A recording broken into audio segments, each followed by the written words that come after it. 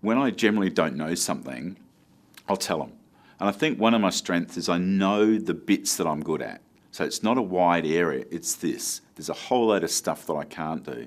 And even when I was in the betting industry and I got offered to take over as general manager, and I said, I don't have the skills to do that. He said, well, you can get people to do those things. These are the bits that you're good at. You know, so that taught me a lesson. So I don't need to do all things.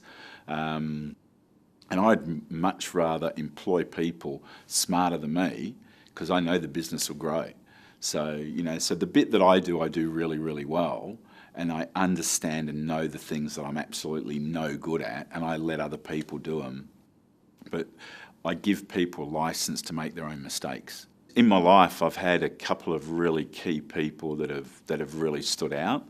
One, my dad, not from a success point of view, but just from, getting a bit emotional there, more from an integrity point of view. And Dad was a little guy with a big heart. So, well,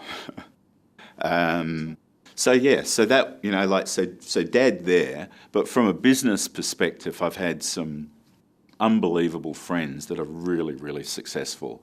But probably the biggest influence on my life is a gentleman by the name of Phil Dalton, who was very, very successful in real estate, and just a great guy. And he took me under his wing and just gave me some basics about business.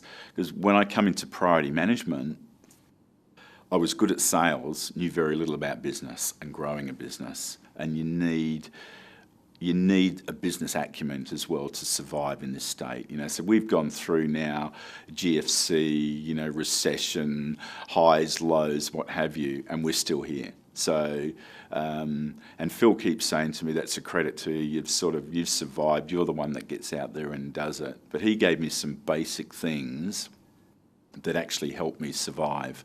My goal and my passion is to give my kids the confidence. And I've already said to them, so look, don't get me wrong, education's important. I still believe that, to, you know, getting a degree, this, that and the other. But it's not the be-all and end-all of everything. I said to Harry, my oldest boy, I said, you could travel the world and have a fantastic life as long as you've got good manners, you've got a smile on your face, and you go out of your way to talk to people and ask questions and what have you.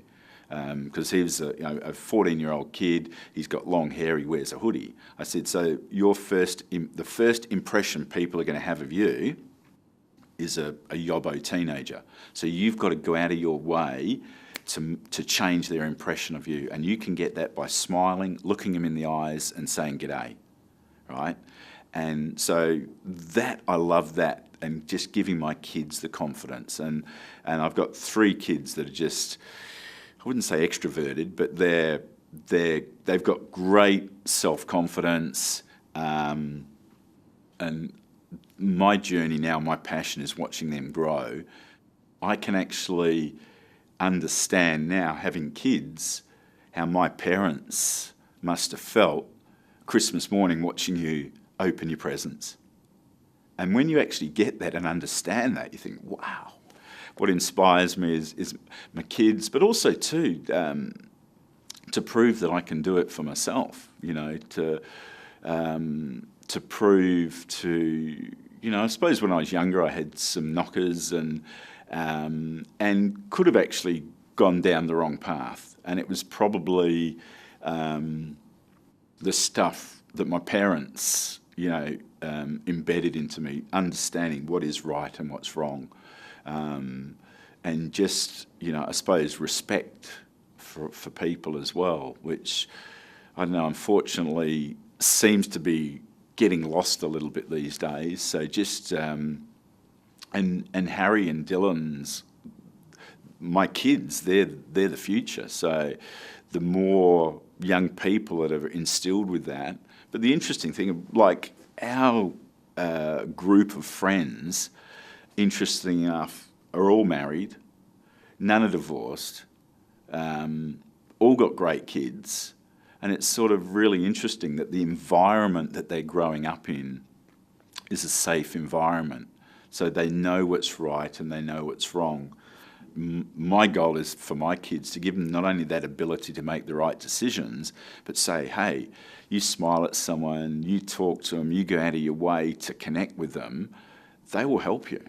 You know, they will, you know, like, and I'm living proof of that. For someone that got kicked out of school at 14 with dyslexia to where I've got is pretty special.